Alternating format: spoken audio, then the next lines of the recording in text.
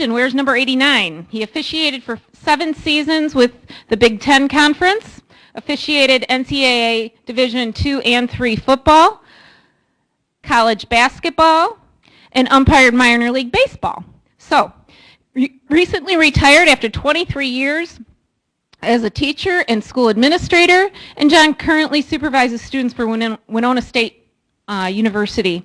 John has a BA in psychology, BS in elementary education from the University of Minnesota, and a master's in education from University of Wisconsin Superior. Please welcome John Lukavansky.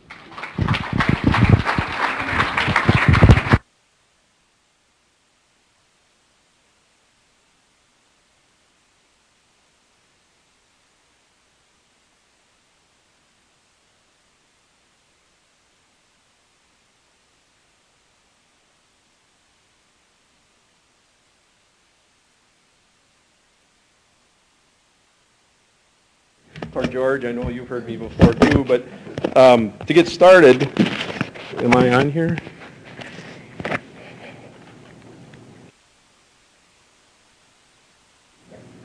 No? Nothing? Now you can? Okay.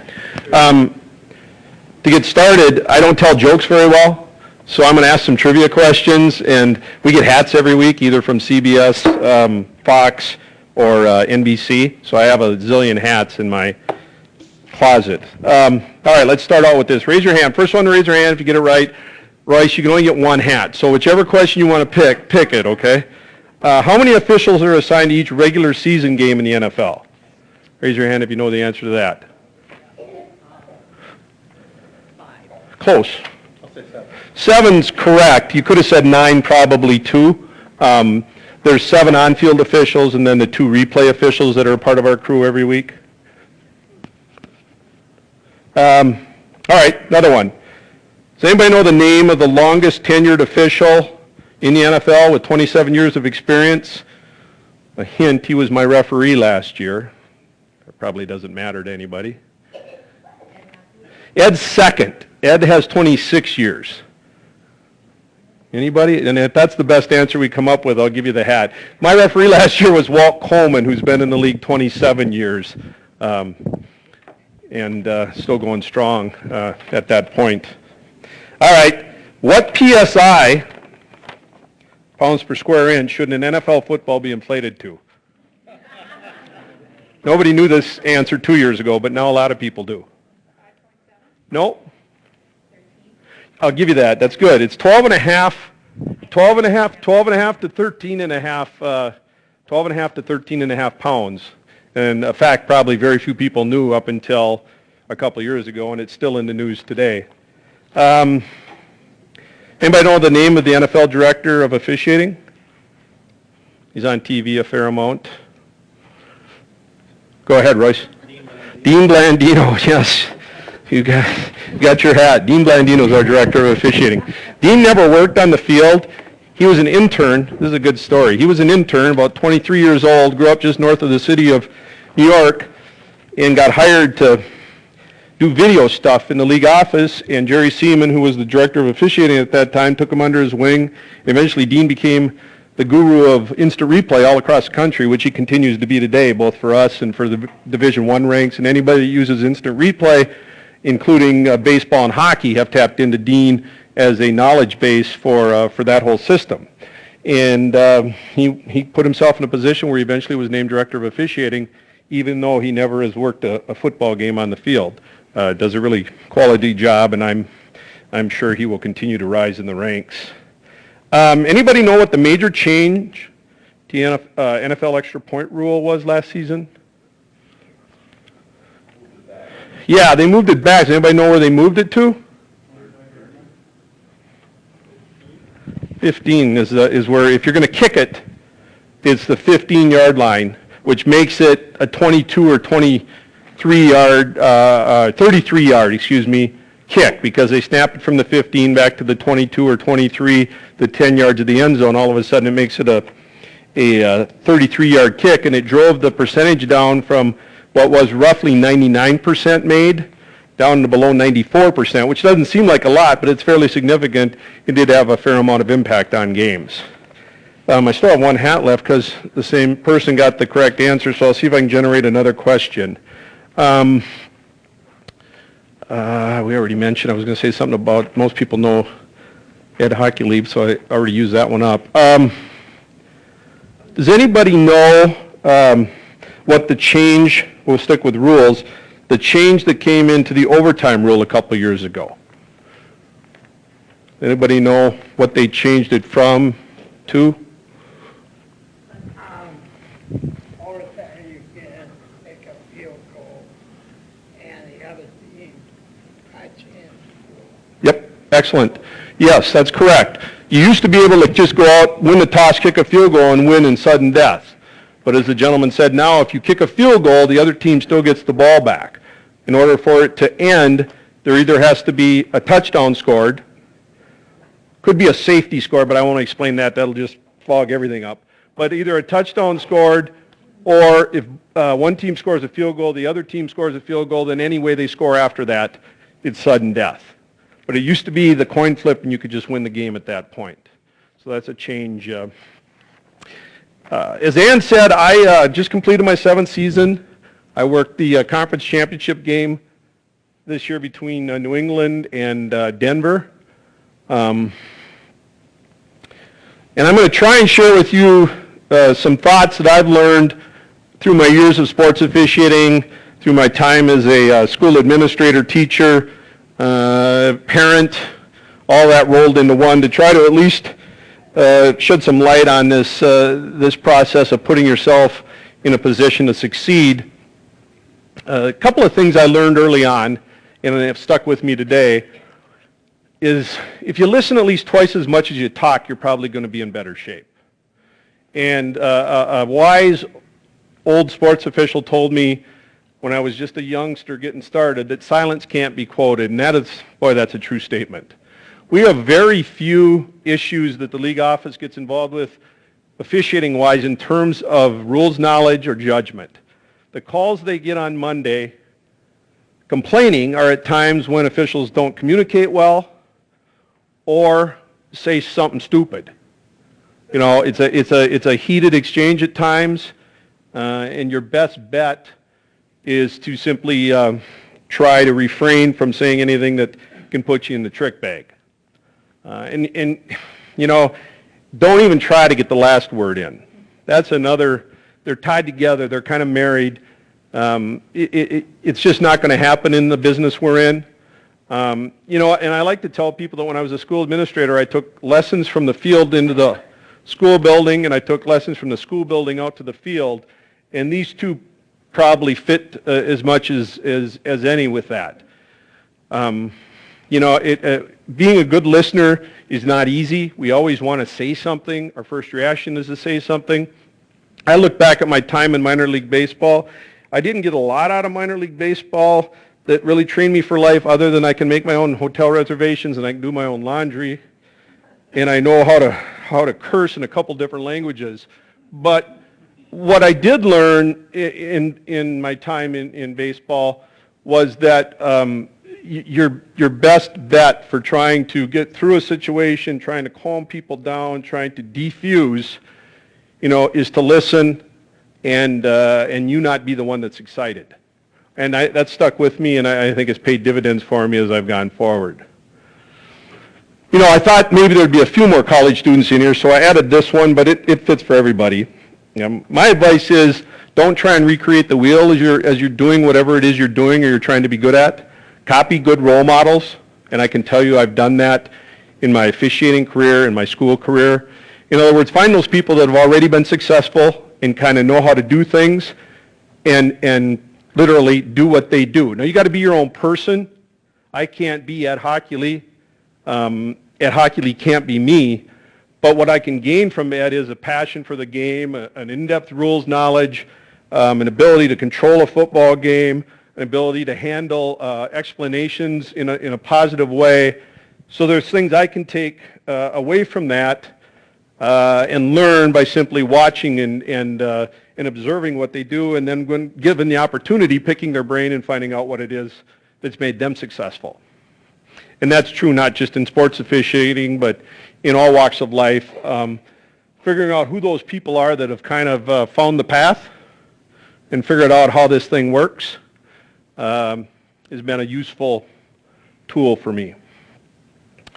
Networking is not a dirty word. You know, a lot of times people talk about, oh, he just got there by politicking, or it's just because he knows somebody who knows somebody. But you're darn right. That's kind of how the world works. You can call it whatever you want. Let me tell you a quick story.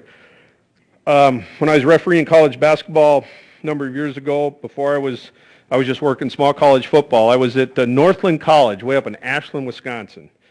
And it was a snowy Tuesday night. There were about 7 people in the gym. There was a women's game before us, and then our game. And one of the officials, his name happens to be Ed Schaub, doesn't matter, lived in northern Wisconsin.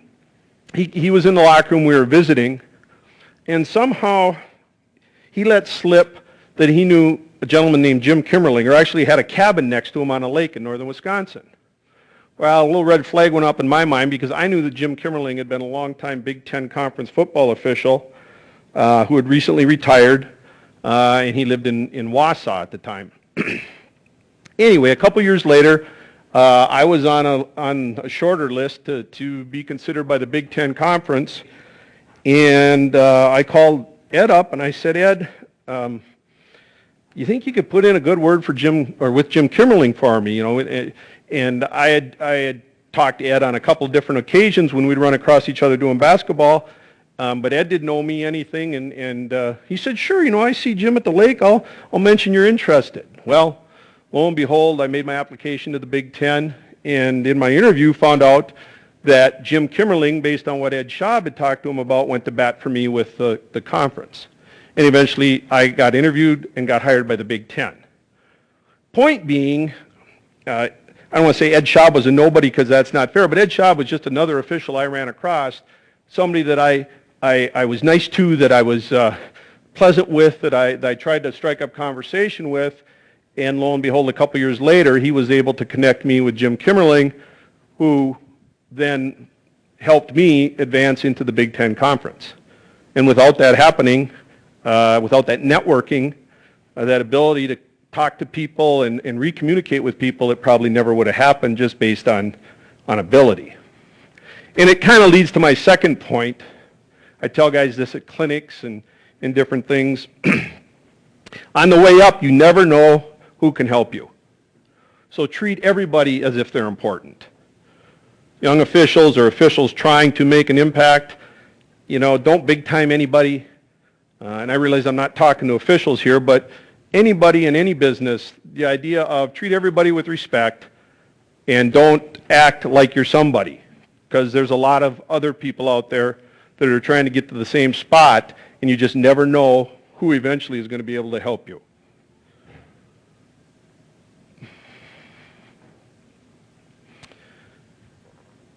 I would be lying to you if I told you that I was better than any number of officials still working in the Big Ten Conference who were there before me and with me. They all, many of them, have the ability or have enough ability to work in the National Football League. I can think of one person in particular. His first name is Brent, and I worked with Brent, and he was very good, and he was in NFL Europe when I was there. And Brent had a couple of opportunities and a couple of spotlight moments to really kind of show his best, and it just didn't happen for whatever reason. Although Brent's gone on to a very successful college career, he's worked national championship games, is one of the better officials in the Big Ten to this day, but he's never going to be a National Football League official. And no fault of his own. But I point out, I worked the Michigan-Ohio State game in 2006. And if any of you remember 2006, they were number 1 and 2 in the country, playing on a Saturday night, late November. The winner was going to the national championship game. This game was probably about a $15 million game for the Big Ten Conference. It was a close game. Late in the game, there's a play in the corner of the end zone. A receiver named Brian Robisky does a toe tap in front of me, hangs onto the ball. I have a touchdown. Brent Musburger circles me in blue Bob Davie says my name. They go on and on about the mechanics and what a great piece of officiating this was. It was a good piece of officiating, but it played far bigger than that across the country.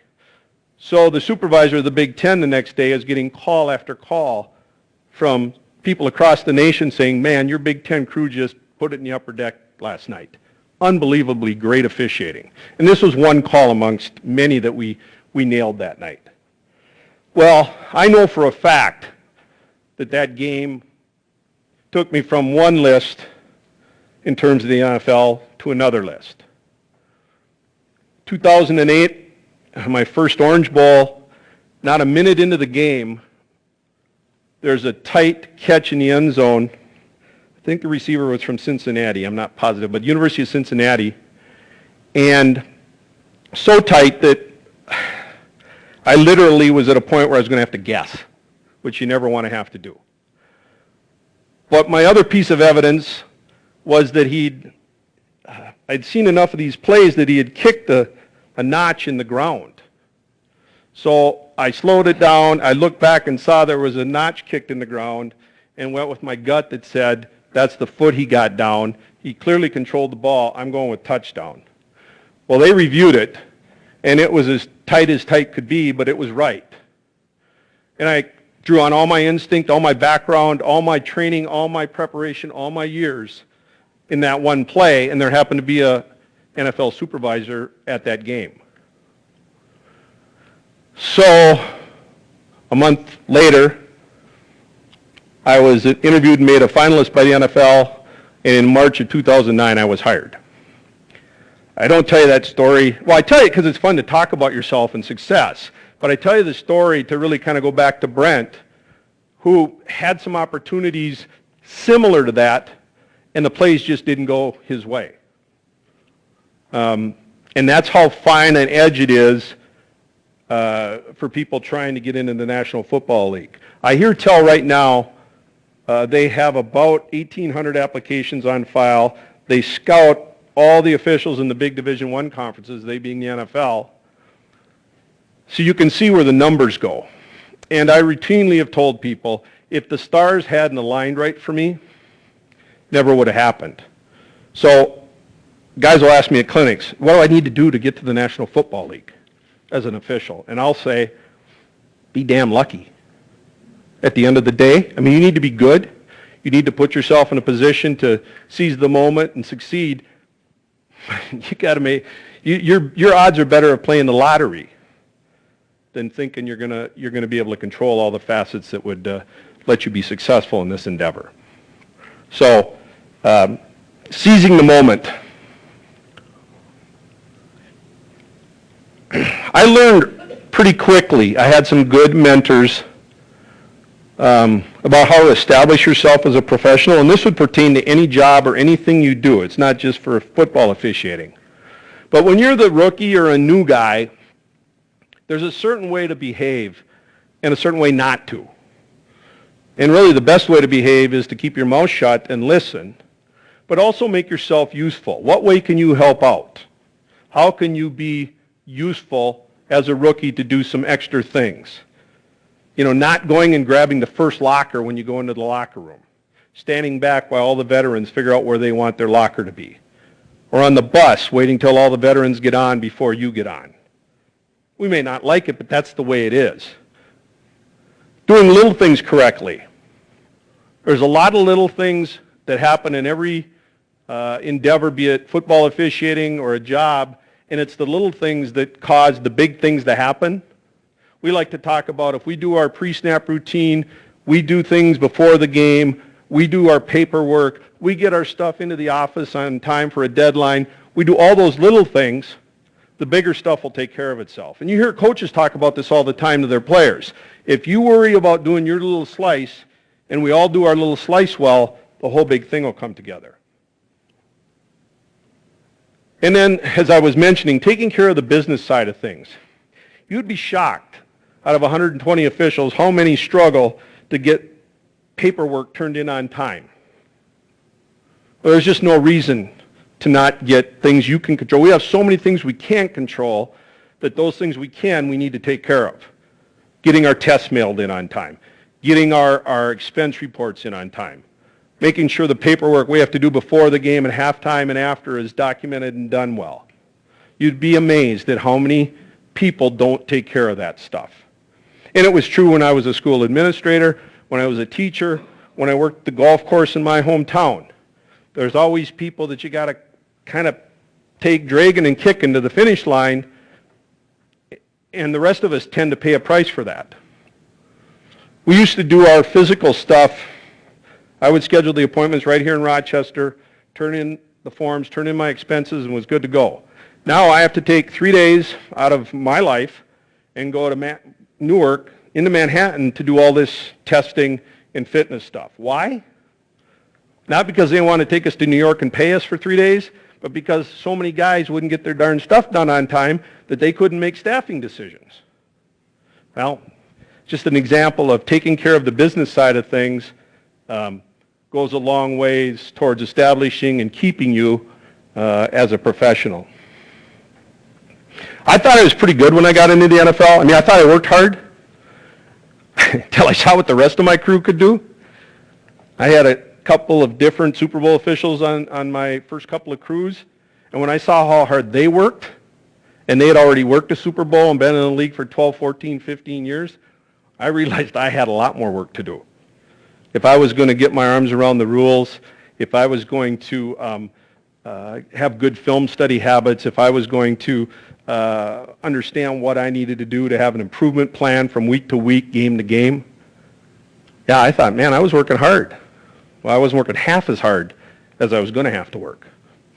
And it's often said in the ranks of the NFL officiating, it's hard to get there, but it's even harder to stay there and maintain excellence. And unless you're doing something to keep getting better on a daily basis, today I went home. I didn't want to do 25 more rules questions, really. I was tired. I want to go for a walk. But I did 25 more rules questions, and I'll do 25 tomorrow until I get the 200 done that is part of our first off-season practice exam. It's just part of being a professional. One thing I see a lot of, or when I go to clinics I talk to guys about too, is a lot of people say they want to accept feedback and they act like they want feedback, but they really don't. They're yeah but people. Or anybody know any yeah but people? Well, there's a lot of them in officiating. And if you go to football clinics or camps, you really run into them. So people will be out there doing their thing, and you'll be trying to help them improve, tell them where to stand, what to do, how to position themselves, what to look at, and they'll have an answer for you, and all you're trying to do is help them. When the real answer should be, okay, yes, I hear you. And then if you don't want to do it, you don't have, do whatever you want to do. But don't offer up excuses, don't offer up explanations. The person's telling you something because they've walked in your shoes and they're trying to make you better. And you see that in all walks of life. It's not just football officiating. But if you really want to improve, you have to be willing to accept feedback. And most of that feedback at our level isn't positive. You'll get a pat on the back here or there. But most of it is, oh yeah, we did this pretty well. This play we officiated pretty well, but here's 3 or 4 things we could do even better if we see that play again the next time. And that's how our meetings in our weekly pregame sessions go. There's a lot of, not too bad here, but then here's 3 or 4 other things we could do much better, that we could improve on. And if you can't tolerate that kind of feedback, or all you want is positive feedback, it's a tough world to live in, because it's just not going to happen. Not only that, the public, you folks, the league loves controversy. The NFL wants to be in the news as much as they can. So one of the places that kind of shines, gets under the light, is the officiating program, as you saw this past year. Honest self-appraisal might be as important as accepting feedback. Trying to really, when you're watching yourself on tape, or when you're analyzing a game on TV that you've worked, and saying, wow, I thought I was in really good position there, and I really wasn't. Or, I should have been looking here, and I was looking there, and that's why I missed that hold on the tight end. So being honest with yourself, in addition to accepting feedback, is going to help you go a long ways towards continuously improving in whatever you're doing.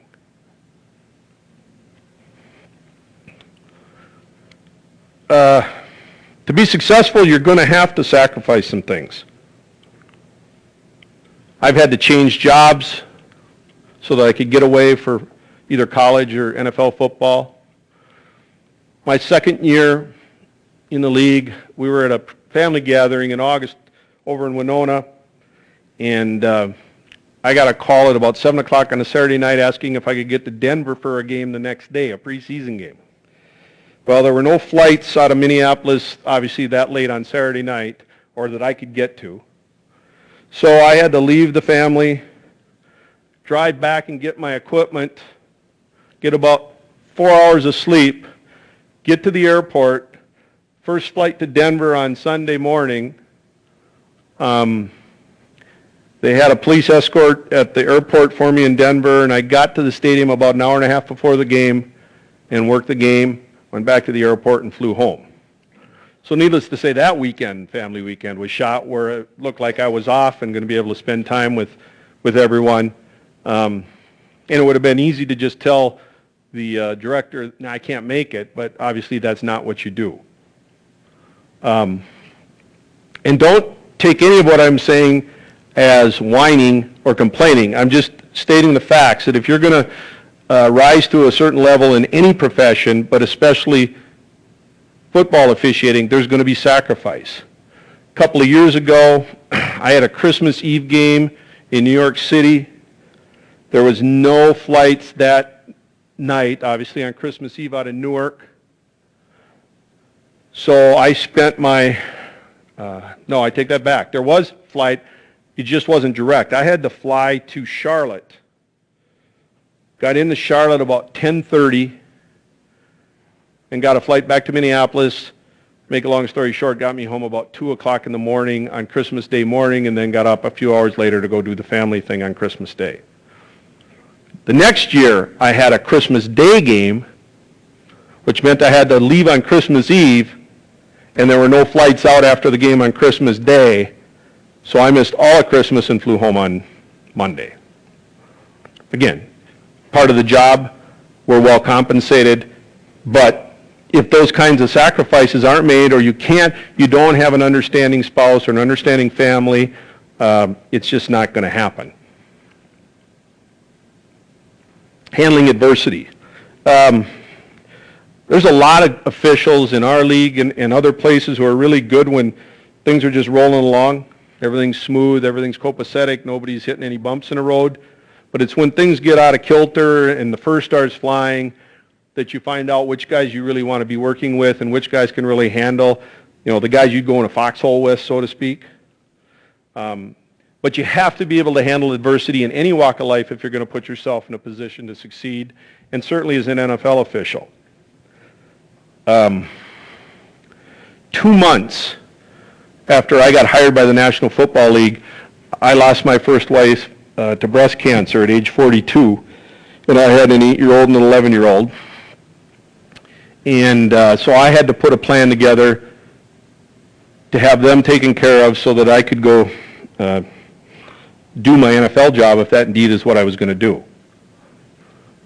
And I'm not telling you that because I did anything monumental, but the fact is, life's not a straight line. There's going to be curves in the road, and there's going to be bumps, and there's going to be some significant bumps, and you have to figure out a way to get through it. And my kids and I did, and came out the better for it. Not the better for it, but came out in reasonably good shape. And now looking back, can't always figure out how you did it, but handling adversity is a big part of it. Teamwork. I would venture to guess that as college deans or people that work at universities, you hear from a lot of employers not so much about skills, although that's part of it, but you hear how they want to hire people who can be good team members, can work with others. And it's no different in our deal. Our crew chiefs, our referees have a ton of stuff to do. They have to get film ready every week. They have to prepare all the stuff for us as well as preparing themselves. So anything you can do to take some of that load off the referee or the crew chief is appreciated and makes the crew stronger. I've over the years had coordinating travel as one of my responsibilities. I've been the banker for the crew a couple of times. I mean, there's various tasks that get shelled out, and doing a good job with those and making sure that the referee or the crew chief doesn't have to worry about those things goes a long ways towards helping the whole thing, teamwork-wise, work better. And then figuring out what you're good at that maybe other people on the crew aren't as good at. I have made myself, over the 7 years, a bit of a mini expert in our timing rules. Our rule book is so overwhelming that to think you're going to be an expert on all of it, very few people do that. We have a handful, but not a lot. You need to have a good working knowledge, but making yourself an expert on one facet can be really helpful in terms of bailing out the crew at times. And the one I've worked hard at is the whole timing, and the NFL timing rules are a calculus unto themselves. You don't notice it when you're watching a game on TV, but believe me, if something goes awry with the clock, as it did a couple times this year, they're coming back to us. They're not, the person that goofed it up in the stadium isn't the one on the carpet, it's one of us. So making yourself a good teammate, a good crew member, will go a long ways towards helping with success long term. Here's something I notice more and more of, both in our league and in the world in general, is, and I don't know if it's a symptom of social media, I'm not sure what to chalk it up to, but a general lack of respect for supervisory authority. You know, we have guys that are our graders, our supervisors, they're ex-officials.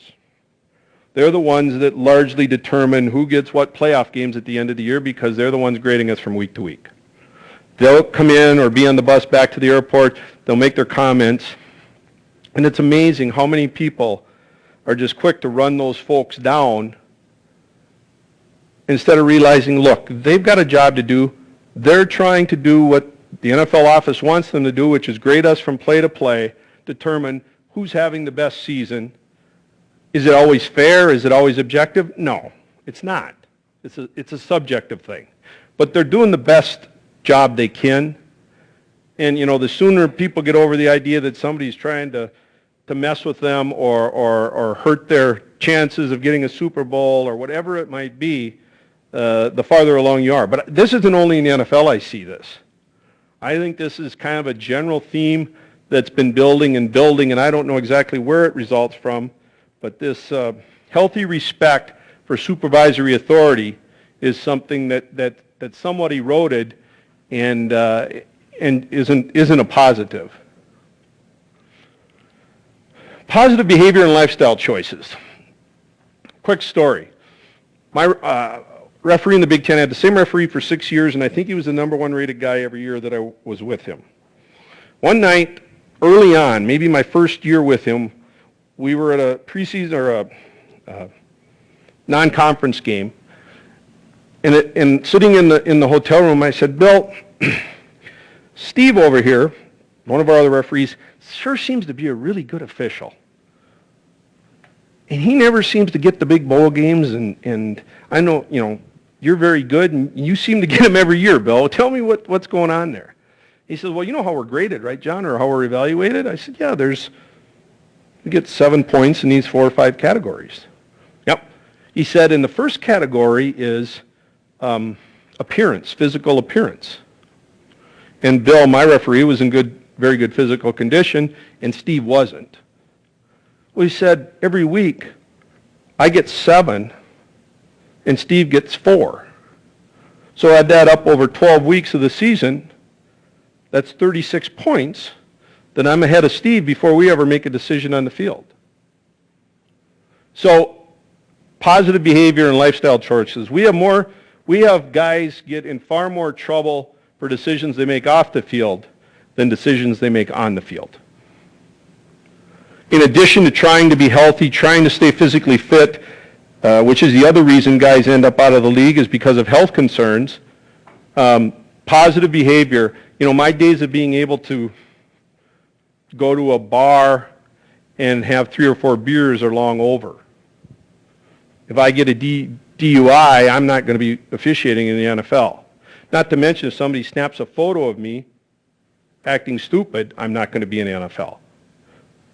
I don't have to like it. It's just part of who we are and what we do, and there's an ever greater emphasis on not only staying out of trouble, but positive behaviors, giving something back, going to clinics to talk to younger officials, volunteering, doing things that paint a positive picture of NFL officials vis-a-vis the league are all very important and ever more important. But again, that's not just in the National Football League. More and more businesses are in this same deal, that if people are making bad choices, they're doing unhealthy things for both them and the organization, there's a price to pay. Anybody know who that is? It's not a great picture. I'll give you a little bit of time. Some of you folks that are a little older might recognize that person. That gentleman that's Ernie Harwell, picture of Ernie Harwell. He was the announcer for the Tigers and a couple other major league teams. He had about a 55-year career in baseball. So my second game ever in the NFL, I'm in the locker room in Detroit, and I hear this guy knock at the door, comes in a suit, and he pulls our referee aside, Carl Cheffers, and says, "Carl, who's going to be the official on our side bringing the captains out?" I hear Carl say, "Well, that'll be the field judge." I was a field judge my first 6 years. So I hear him talk some more. The guy leaves. Carl comes back to me. He says, "John, I don't really care if you get the pass interference, holding, and all that stuff right today, but make sure Ernie Harwell gets out to the coin toss and back in good shape." "Sure, Carl, I can handle that." So we go out, and I'm there waiting and introduce myself to Ernie, and knew from my baseball days that one of the few people that umpires would allow into their room, their locker room, was Ernie Harwell, because he was such a good baseball man. Anyway, we walk out, and he's not very stable, because at this juncture, Ernie's got about 6 weeks left to live. He's dying of pancreatic cancer. So we get him out there, and at this point right there, you see me in the background. The place is up for grabs. When they announce Ernie Harwell, there's not a dry eye in the place, because all of Detroit knows the story. So we do the coin toss. I get him back to the sideline, wish him well, get him to the public relations guy. Game goes off. The Vikings whoop up on Detroit, and I fly home.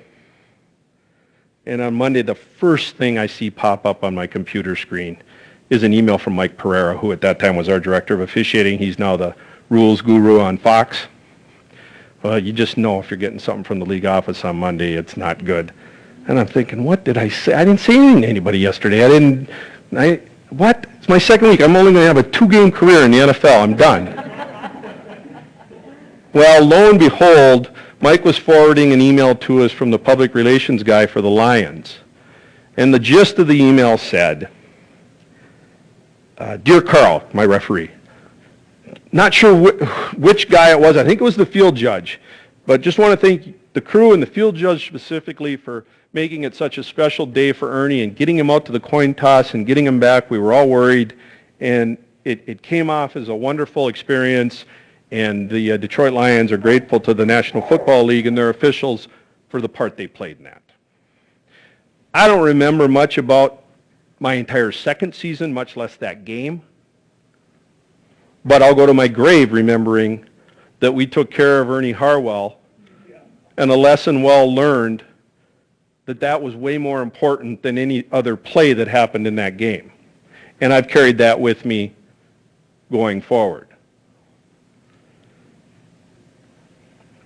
This is written on many a locker room, but I know it was written